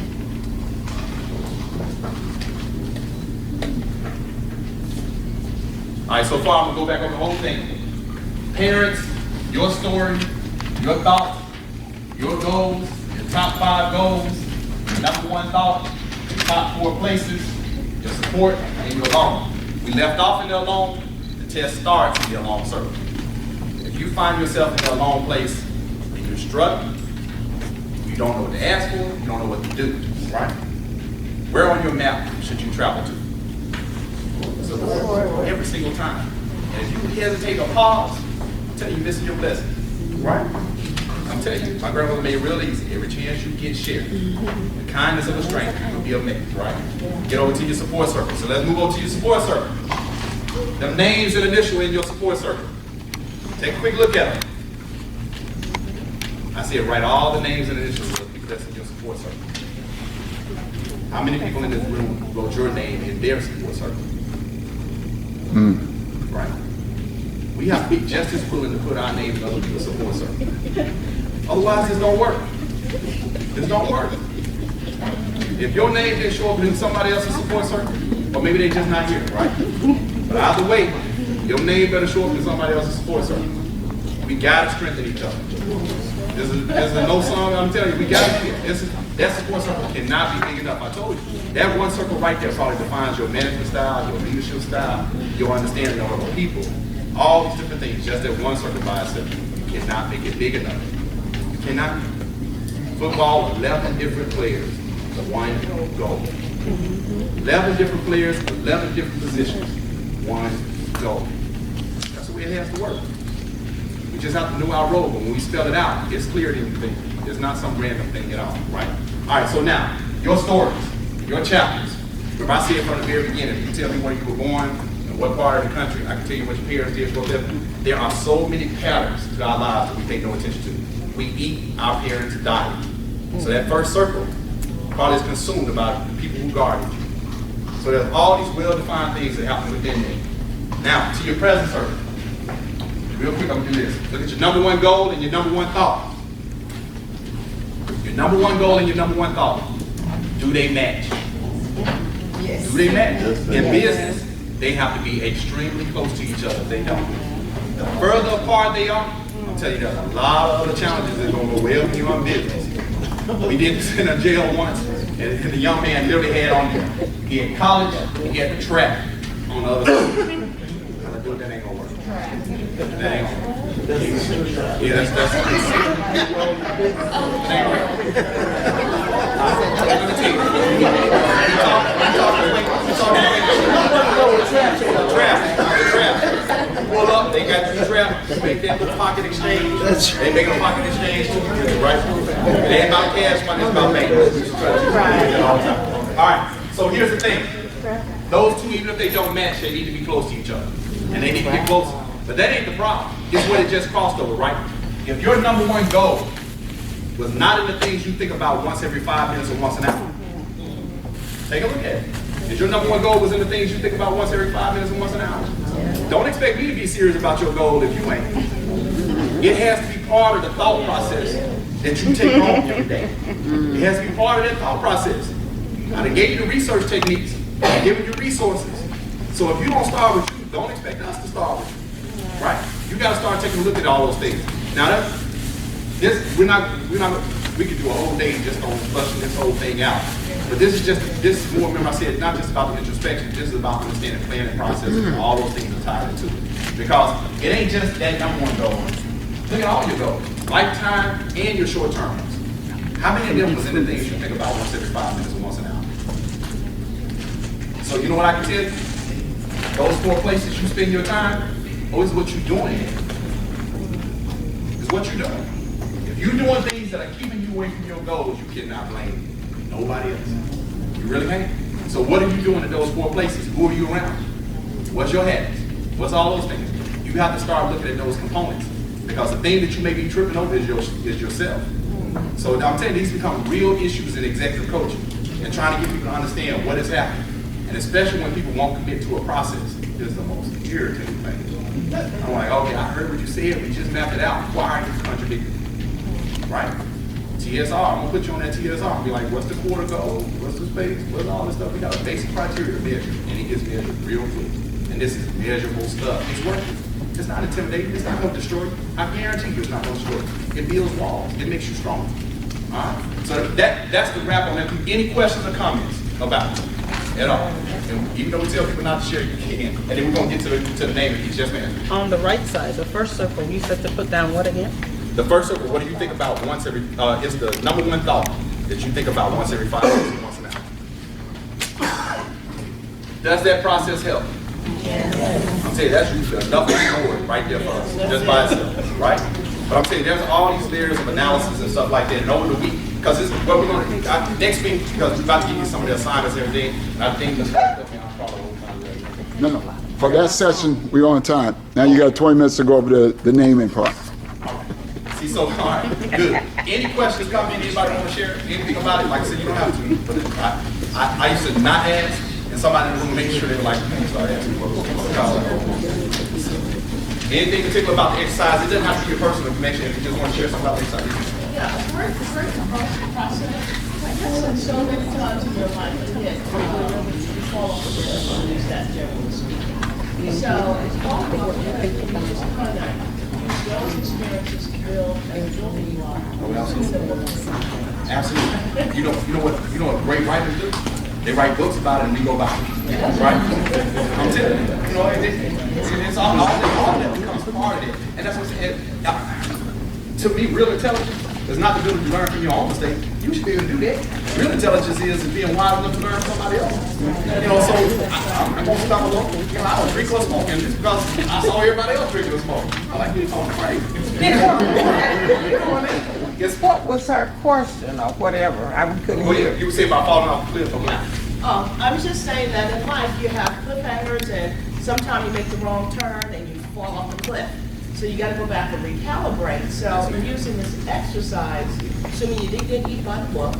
Yeah, oh yeah. But you just start again. And so I was just saying, incorporating all of those experiences, left turn, right turn, we bumped into the wall, but that should help make you stronger. Absolutely. No, well, I'm definitely a product of that. I promise you. I don't hesitate. If I see somebody else mess something up, I ain't doing that. That's a waste of time, money, and everything else. Any other? Yes, ma'am. Yes, so you're saying that when we spend most of our time, should... It's in the middle circle, in that number one circle to the right. It should have been the number one thing that you think about once you go over 4 places. Yeah, where do you spend your time? But that should be in line with the goals that we... Yeah, because let me tell you, it's how productive are you being in those places? You know, see, it's got to, that was the right word, it's got to calibrate. At some point, because if it's out of sync, it's so easy for everything else to be out of sync. It's like a car, anything else, right? The timing gets off, the car gets off, or the alignment gets off. And that car, it takes more to keep it straight to be able to be done. This is not about perfection. Only way I can fathom perfection, I think about God. But other than that, I'm just trying to do the best I can all day long and have a decent product. You know, I tell my daughter all the time, I was like, baby, look, I just want you to win more than you lose. Because you're going to lose sometimes. But you know, get back up. But don't try this thing again. And but any additional questions so far about any part of the exercise, not just the map? Okay. In reference to support, what if people have maybe 1 or 2 people in it, like for now? I like that. The key thing she said for now, right? You got, it's not just simple as inviting people into your business and your process. In fairness, we should be able to have a mature conversation about what our needs are from each other. And that's what Paula was saying earlier, is that's what negotiating is. You can't come to the table expecting some absolute on your side. It's a give and take, right? So most of the times when we don't want people in our support circle, because usually we're scared of giving them something. You know, because we think they gave us something, now we got to give something back. That's a fair exchange. That's how the whole barter system, capitalism system has always existed. There's a fair exchange between each other. But we get uncomfortable. And so you have to learn those thresholds of negotiation. And it's a constant negotiation. Everything we do in our lives, we hate admitting that. We hate making things wrong, but it is what it is. And there's a certain level of maturity that tells us this is the course of business. Some you're going to win, some you're going to lose. But what they say in a true negotiation, everybody walks away unhappy. So, you know, it's that, so the support circle should be going in conjunction. You almost can take your support circle and split it up into a pie. And you can say, well, I need somebody for support for accounting, I need somebody for support for legal, I need somebody for support for contracting. But remember, it's not just everybody coming into your circle. How do you come into theirs? How do you lead your talents and everything else into somebody else's circle? So you're going to have a lot of different versions. That's what the PSBC is, really. It's the support circle. The support circle. It's primary, secondary. Which one are you? You just keep rotating down. And then the more you learn about finances, you don't get intimidated by it because you know it's a formula. You really, I mean, I kid you. You run a spreadsheet in your head and you're like, oh, okay, that's how much I'm getting, that's how much you're getting. I'm happy. And I say this all the time too. Know your goals in business. Paula has already told me, Mike, I'm retiring in 3 to 5 years. And I said, well, my goal is not to get you to retire. Let's see how it work out, right? So the PSPT is primary, secondary, process, team. I'm telling you, if you're working right now, they've been using on you the whole time. You just don't realize it. And the sad part is, they always trying to use the process to get rid of you. So, you know, as a matter of fact, people give it up all the time, don't you realize. It's called knowledge management. You ever heard of knowledge management? You have to watch it. Yeah. What was the thing you said earlier about PowerPoint and going on? Yeah, the PowerPoint, you don't have to put the Harvard thing in there, but I do all the time. Whatever subject you're looking up, you put in that subject. I think I use like children's services, which is health and human services. If you do children's services, Harvard, EPT, Harvard forever generate a report. Get it from the best people. You know, do Stanford, do, you know, all other schools, you'll be surprised. And corporations. They study us like lab rats. Institutions, corporations, government agencies, all that stuff. Why? You ain't even got to talk when you give up the data. You ain't even got to talk. So they let you know. All right? Okay. On the naming exercise, let's see if I got any other comments. On the naming exercise of your company, it's actually fairly simple. This is the thing that Paula tries to get to, and it actually goes back to your NAICS code. We got more comments. Great. All right, so we're going to go back to the NAICS code. Who doesn't have one? Raise your hand for me, please. All those NAICS codes, I'm telling you, you cannot go wrong doing that PPT on the NAICS codes. Just can't. Cannot go wrong. It governs the committees, it governs the contracts, it governs the census. Follow the numbers. The numbers usually ain't gonna be that far off. Follow the numbers. I used to do business development for Dr. Linda Avery. She's on a big real estate firm and all that stuff. In 2005, I told her the economy was gonna crash. We're making all this money. What are you talking about? I said it's gonna crash. You know what it is? Because every time I worked with one of her agents or brokers, I would go and cross-reference the zip code that they worked in. Every time. Literally. They'd say, oh, I'm selling houses over there. I was like, GM going out of business. And for every business, and for every person for every 4 people who get unemployed from a business, one business in that community dies. Right? So I was like, oh, that's a dead community. It had nothing to do with housing. This is what I was telling her. And she was like, oh, we're doing this on this area of town. I said, Ford is closed. Then Coca-Cola was announcing layoffs. Bell South had made a deal with Marta. Most people don't even know this. Had made a deal with Marta back in the 80s, early 80s, that they would start putting their buildings next to Marta stations to try to help reduce traffic in Atlanta. So a lot of those buildings, when you come out of Marta station, Bell South, right? Because they wanted to ride the train. Because that is the biggest hindrance to Atlanta by traffic. They are literally trying to figure out how to divide 85 and 75 downtown. And so those kind of patterns exist, right? And then what I did is I cross-referenced it to Detroit, and we were following Detroit's pattern. Then she was like, oh, NAR. If you're not familiar, that's the National Association of Real Estate Brokers and everything. Anytime they would come out with data, I would cross-reference the data. I could not find where they got their facts from. So I would come to her and go, this ain't adding up. I said, this ain't adding up. I started cross-referencing it down, so I started telling her to tell her agents, instead of calling yourself an agent, call yourself a consultant. I said, because you ain't gonna make no more money off houses. So she survived longer than any other her friends. After everybody else started going out of business, she started making that transition. And so that's what I'm talking about. It wasn't nothing brilliant. You follow the numbers, right? Cross-reference this stuff. You don't like it, something don't feel right, trust your instinct. And see where it takes you, right? And then come back and share. So, you know, don't just do that PPT, send me all those, I'll send you mine. Okay, all right, so the naming. The reason I said the NAICS codes drive all of it. The NAICS codes, you pick like the top 5 NAICS codes. Paula likes to say 4. But Stacy Mulson, who just won about $900,000 worth of contracts, she was like, you better become friends with 5 agencies. So I like 5. Paula's gonna say 4. So pick your top 4, and just by the name alone, you can go deeper in, and trust me, there's all these subcategories, subcategories, subcategories, subcategories. Paula loves to say, I'm gonna say her name a lot, and but Paula loves to say, government contracting is totally about staffing. It really is. They don't expect you to do the work. They expect you to go hire somebody to work. So again, it gets back to your management and leadership style, right? Nobody won't work for you, you're not gonna get quality people. What's your top 4 or 5? Circle each one of your NAICS codes. This is your assignment this week. Start researching. Become your own subject matter expert. Find out the committees, find out all this stuff. Because by the time, and you know what? And I'll do it so that we won't hold nobody up. Literally, there's like this list of different government websites and all that stuff, and we're gonna start sitting down all day. And then also, next week, if you can bring your laptops and different stuff like that, if you start emailing them, I'm cautious about giving out these folders yet, because I'm telling you, the first page is gonna be like, I'm gone. Like, no.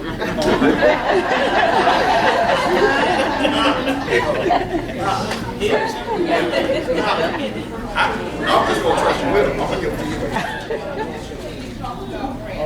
Are these the same codes that would still belong to nonprofits? They are. Great question. Yeah. She said, are these codes the same corresponding with the nonprofits? Yep. The government does everything by these codes. Now they do, it's slightly different how they put it into the document. And you're gonna get a case number, you're gonna get all this other stuff associated with it. And then I'm learning, I'm just now really learning about the nonprofit. We met with a lady yesterday who's with Morehouse School of Medicine, does foundations. She looked at what we've got and she was like, this worth about $1 million. I was like, what do we gotta do? So it's, but we're selling the collaborative. And so the whole idea is that we've got to remap that process and understand better what she wants to do. And again, and share it fast enough. There's actually more money for grants than there are contracts. But the grants have more constraints. Government contracts, they give you a ton of people, right? Okay, the key to your naming, and Paula and I struggle with this because there was no way she could be in both rooms at the same time. But she does a great job of kind of saying, now what do you do? And then she'll say, no, that's what the government says. And the reason I say it is because it's one of those things she does, and so inherently, I struggle trying to map it sometimes. Like, how does she pull that together? Where does she get that data from? And but the key thing behind it is, you are now a management and consulting firm. You pretty much can say your last name, management consulting firm, and the government's gonna be like, oh, that's what you do. Because the last thing you want to do is pigeonhole yourself. Because at some point, what one of her government officials told us is, they first try to get a local firm to do the contract, then they try to get a state firm to do, this is a federal, not local contract, not city or county contract, these are federal contracts. They first try to get a local local firm to do the contract. They try to get somebody in the state, somebody in the region, then they go national, right? He said, we do not like all that paperwork. That's what he told us. He was like, so if we can hurry up and get you who you are and what you do, that contract yours. So they were like, we ain't got time to keep it, because they like, we get a bunch of requests, right? So they're trying to find the easiest way. So Paula does a great job of trying to have you think about the things that stand out. So, you don't want to say if you're in children's services, you pretty much want to say you do, psychological services or something. That way you cover everybody or something, it's along that line. So it's so easy to take your initials or your name and say management consulting firm. So by next week, try to have that name If you want to, you can kind of email it to us, and that way I can show Paula, and Paula can say, nope, that one ain't good, that ain't good. And she does it instant. She really does.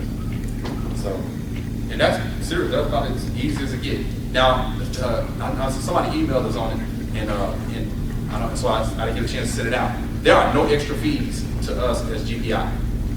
Now, the only extra fee is if you don't have an incorporation, you have to eventually pay $100 to the state to get your incorporation, and then you have to pay for your bank to have a checking account with the banks. Now, imagine, right? We had a banker tell us a couple weeks ago. He was like, "Man, banks are happy if they show up and get 25 people to get an account. We got 70 something in here right now, right?" And we're like, "Oh, you got to pay to play."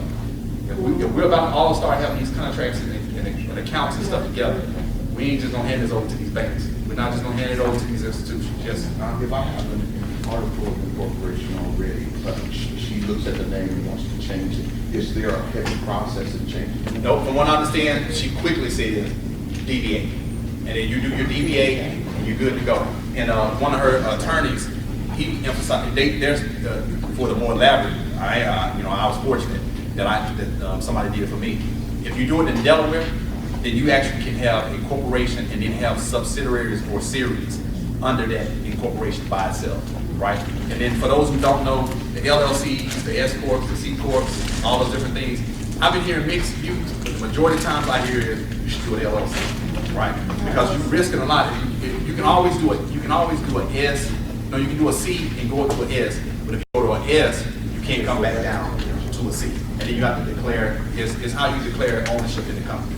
An LLC means that there's units. There's not stock. And there's not shares. There's not a board either. But it protects you individually. Right. So when you go online, they used to have like one option, but now they got like 3. So, and just make sure you pick an LLC, and unless you're an attorney or something, you do the LLP. And if you got questions on those kind of things, email us.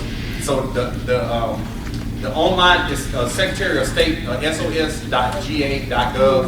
It's the Secretary of State's office. And you can, like I said, for $100, you start that process. If you're thinking like, I'm not gonna have that $100 for a while, don't worry about it.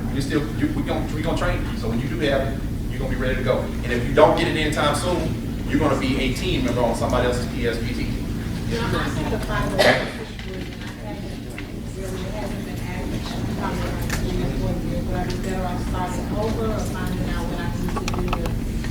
Let me tell you, anytime people have asked her that, she automatically goes, no, don't lose it, because now that part I'm still trying to learn from why she says it. But if it has, this other, which helps me with the next question, past performance is what drives everything in government, right? If you got anything that shows that you did even a little bit of it, the government's like, well, that's for you. And again, Stacey, I think, is in one of the other rooms, but that's already starting to happen for her. It's like, oh, you do that? Here's the contract. But the name you said, I can, DBA. so kind of deviate. Yeah, you want to keep on, you want to stay on the grant side, or you want to have a for-profit? On the grant side. Okay, now, she's quick to recommend, get a for-profit, get your money, and then take care of the nonprofit. Yeah, she's quick to recommend that too. Yeah. On that article of incorporation, the leadership, I am a role carrying Creek Indian. A role carrier? Creek Indian. Okay, all right. You got a private car? I have a private car. Seriously? Yes. You just moved to the top.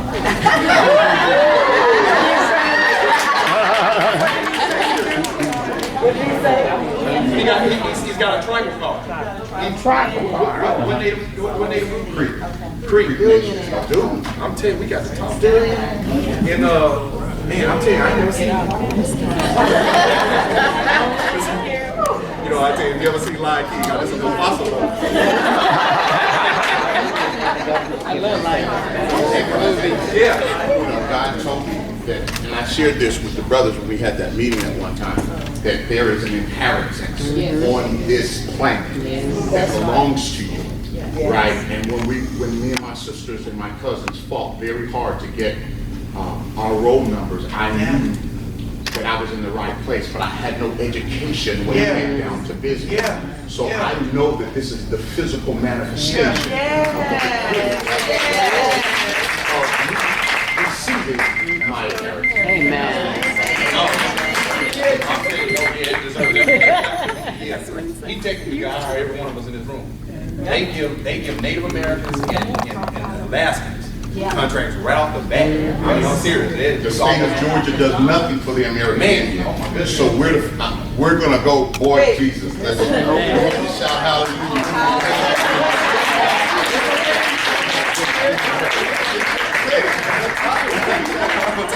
Hey, you in my support, sir.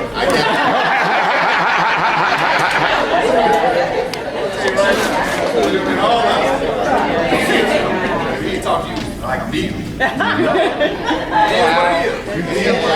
teach our moves. No, bro, I'm telling you. 1 minute. Anyone who had another question? I just wanted a clear understanding. So basically, we have to create another, we have positions, but we want to create a business with keeping in mind. The next code. Yeah.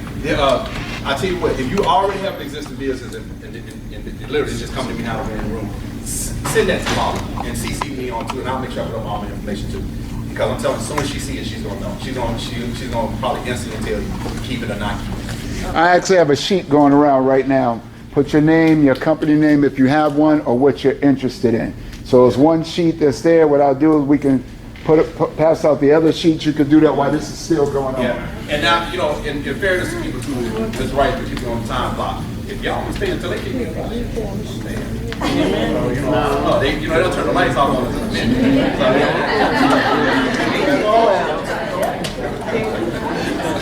No, seriously, because these questions are helping me. I am actually still, one of the wonderful things about working with Paula, I'm supposed to be a veteran. Within the first 2 weeks when I actually started working with her, she was like, oh, and I'll tell you what, you definitely don't mind saying this, and sometimes people like this. The self-certifying process is actually free. It is free. That is not the primary thing that we do. You know, our thing is executive coaching, contract management, doing the client stuff, all the different stuff. That is actually, to me, what the total value is, this whole process is. And we were trying to think through it in policies until the day. When I first started meeting with her, I was like, Paul, can you help me ride? You can't help me ride. I said, yes, we can. I said, let them help themselves and put it in segments. That's how the levels came about. When she saw those levels, she was like, you can help everybody. It's a process. It's a process. Walgreens don't get up every day going, we don't have enough corners to put a Walgreens. Right. They get up every day trying to find the next corner. That's right. We all can get mine. We're not going to get the trap. I have a question about the assessments, like how we're broken up into 1, 2, 3, and 4. So once we go through 1 and 2, are we gonna end up at the? Great question. The great question. Let me tell you. She asked. She's like, if you already in the 1s and 2s, it technically this is like the freshman class, right? And you go to sophomore and everything else. I'm on the process. So I'm trying to, and technically we got like a little competition going. Right. We going in now. That's why I said a folder is really cheap. Even when Paul saw those folders, I was like, you know, we really could just teach these folders, right? And we're like, no. So, you know, but once you see it, you literally will be able to go online. There's a website called FBO.gov. That is actually where the government shows all the contracts. It's FedBiz.operations.gov. And then that's the government's version of it. The actual commercial side of it is they organize it even better, and they call it FBOdaily.com. And so those contracts come out every day, but they say by the time you see it on FBO, you months late because it already came out of committee. It's already been talked about. They already know it. And see, this is the thing that I love. I mean, that has become so eye-opening. Remember, Paul was coming out of the DC area. She made her money. And so she actually moved back to the way to help her mom. And so God has blessed all of us. And so the thing about it is that she said in DC, she said, oh, people know this thing about it. She said they make $100 million, sell their company, and move on. She said it's commonplace in DC because it's the contractor capital. So somebody always brings something up. So that's what we're trying to get Atlanta. I mean, George ready. She had a hand on person. Yes, yeah. So when we went to the next level, well, let me tell you, we were doing everything. She said that, you know, you have to pay for the next level. We were doing everything we could actually to make these classes free. But, you know, like anything, you're dealing with sponsors and people, they like, well, show me first. I'm like, come on now, this concept makes sense. You know, and there are people who pay for concepts. So we are doing everything we can to get the cost down or literally get it. Because the real value is in how we all start partnering later on the contract. That is the real value. But if you add it up, I think classes are like $25 per person per class. Seriously, that's all it is. And we're about to ramp up the webinars. That's why he's recording and stuff like that. So we're going to try to record all the sessions and all that good stuff and get them back up on the line. But for y'all, it's gonna be free. We're gonna make that a premium area, so just can't anybody come out there. It is what it is. It's business, right? And so we're gonna try to accelerate the whole process because there is nothing stopping you. The longest process I've seen so far takes 2 weeks. If you make an error on trying to do the entries for it, we got how comes all this stuff too. If you make entry errors trying to get your government certifications, like the woman on small business, BOS veterans, all the hub zones, all the stuff y'all hear is kind of say, you'll get used to the terminology. Matter of fact, I got the terminology sheets, and I will try to email those out to you. That's all self-certified. If you do it right, you actually can be a government contracting business in less than 48 hours. If it completely comes back, it'll say, you've been approved. You have a case, y'all. You technically at that point will start bidding on contracts. And if you are thinking that's me, which speaker?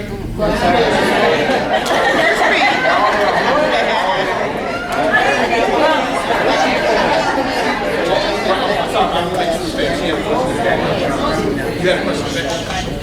So I had 2 questions. You answered one, I think, so each week it will be recorded because if we're out of town one weekend, we'll be able to go online and see. And we're gonna start doing webinars during the week. The consultant group that she's putting together, like those people that was on the panel and the guys that came down, these folks coming from everywhere. They're finding out about this kind of stuff. They're like, man, they've been wanting to share it for years. Awesome. So it's just been trapped. So we're gonna try to get them people on webinars. We're gonna try to we're gonna hit you up with a ton of content. Yes, ma'am. And then, what's the last day you can actually join the classes? Is this the day the last day? Is this the cutoff? You know what? I mean, you see how if your knowledge stopped in this room with just us, I'm gonna be mad at you. You know what I'm saying? You cannot start telling everybody else enough. You know what? Trust me, money's a byproduct. And I'm telling you, and data drives everything, right? So we're not being stringent. We're not going to be stringent about it. I mean, we're going to try to accommodate. And Paula's big on customer service. I'm the same way, you know, and all of the whole team is that way.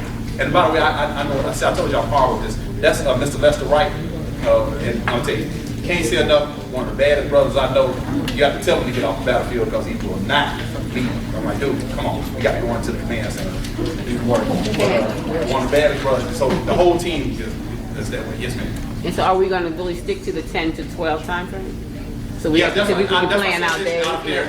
We could have stopped. We could have stopped at the time, but if like I said, I mean, we'll go a few more minutes and answer some more questions, and I want to make sure that everybody feels like we stay on the actual agenda. That overall list for the week every week, that was just one of the key points that we know we're going to try to cover every week. But in reality, the more I feel like everybody's getting comfortable, we're going to accelerate. In fairness, you got to get over.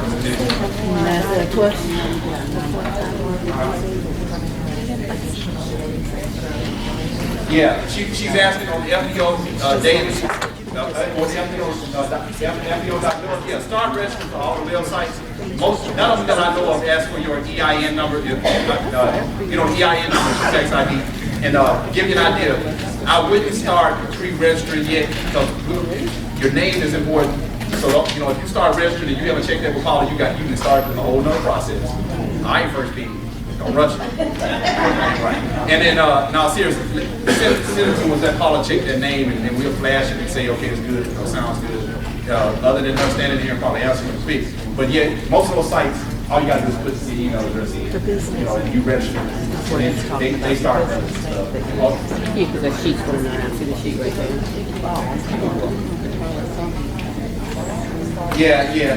Well, on those government websites, that's the other thing too. The government has to report all this data. So there's data.gov, there's all these sites where all day long they report this data, right? Those sites are just open information sites. So they should be tracking your company that I know. I don't know actually why they get that data, because there's nothing that's ever kicked back based on my specific data stuff. Now I'll tell you what does happen is, once everybody else starts becoming a government contracting business, you want to have every marketing government contracting company contacting you telling you they got contracts. We don't know which ones are legitimate yet or not. So I slowly been keeping a list. We got to start researching those too. Okay, a few more questions. Based on age, are there any people who can apply? At least 18. Yep. You have to be a U.S. citizen. No, yeah, you have to be a U.S. citizen. Yeah. prior record? I'm just asking. Yeah, you can have a felony. It depends on whether you're on probation. Well, let me tell you, Paula's big emphasis is the 8A because the 8A gets you, the 8A certification gets you the $4 million non-competitive, all that kind of stuff, right? So a lot of times she uses that as her primary reference. But when you self-certify, it will tell you right then. It's going to tell you you're a WOSB, right? So the age doesn't matter. Whether you have a felony, the felonies impact whether you can get your 8A or not. If you're on probation still, you can't be an 8A, but you still can be a government contractor in regards to doing it. And then I know if it starts with the age of 18 or participation at 16. Partnering as some of those Native American or American Indian, Yep. that if you form that kind of relationship with someone who's also female, that gives you extra points. Yeah, let me tell you, that's a whole magic. I can imagine. I'll tell you, I love being here today, but I sure wish I could have said it about the thing too. Because, for the people who already been in it, she has these techniques and things where she shows people you don't have to have your 8A to make yourself look like one. So the way you partner up with the Native American and everything else, you get that same past performance. Remember, it's about past performance. So she finds these unique ways to get everybody paired up. And that way you get that same track record. Her attorney, a client in Dallas, and she mentions in her presentation, her client in Dallas, she paired him up with like a $300 million firm. And I was there listening to him on the call. By that third phone call, he went from a $10 million phone company in conversation, talking just like all of the $300 million companies around the man. These larger companies have incentives to partner up with all of them because it helps them get the sole source contracts and be non-competitive. So everybody's trying to use the angle, and they're switching the law next year, so they're going to have an additional advantage too. Real quick, if everybody could bring their resumes with them next week, we're gonna try to get all this stuff for Paula. Yeah. And it's 12:10 now, 12:10. 12:10, so we're going to go about 10 more minutes anyway. If you got to go, no, I don't want to keep it about it. I'll be here. Right. The official time is up. If you want to stay, you can. Thank you. Announcement. Yeah. Listen up. Listen up. Next week, from next week on.